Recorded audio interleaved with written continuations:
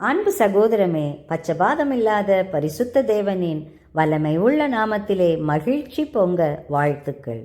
தேவஜனமே, யூதனானாலும் கிரேக்கனானாலும் எவன் நன்மை செய்கிறானோ அவனுக்கே மகிமை, கனம், சமாதானம் உண்டாகும். தேவனிடத்திலே பச்சபாதம் இல்லை. இயேசு 100க்கு அதிபதியின் விசுவாசத்தை பார்த்து, இஸ்ரவேலிலும் இவ்வளவு பெரிய விசுவாசத்தை பார்த்தது இல்லை என்றார்.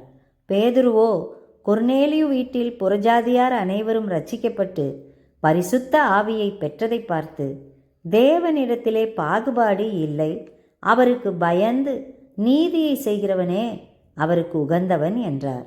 பாபிலோன் மன்னன் நெபுகத்நேசார் பல தெய்வங்களை வணங்கியவன். தனது தாழ் நிலையிலிருந்து மீண்டபோது பரலோக ராஜாவை உயர்த்தி மகிமை செய்தான். நகோமி மருமகள் ரூத்தை மோவாபுக்கே திரும்பிப்போ என்று சொல்லியும், ரூத் உன் ஜனங்கள் என் ஜனங்கள், உன் தேவன் என் தேவன் என்று மாமியோடேயே தங்கினாள், உயர்த்தப்பட்டாள்.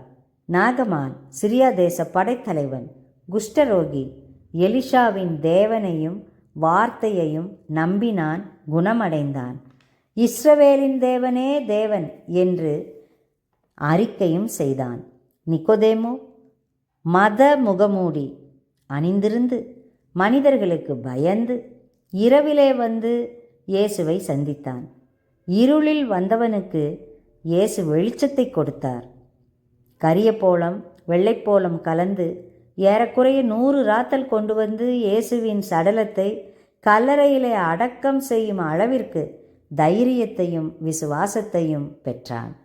பழைய மனிதனை களைந்து மீண்டும் பிறந்து புது சிருஷ்டி ஆனான்.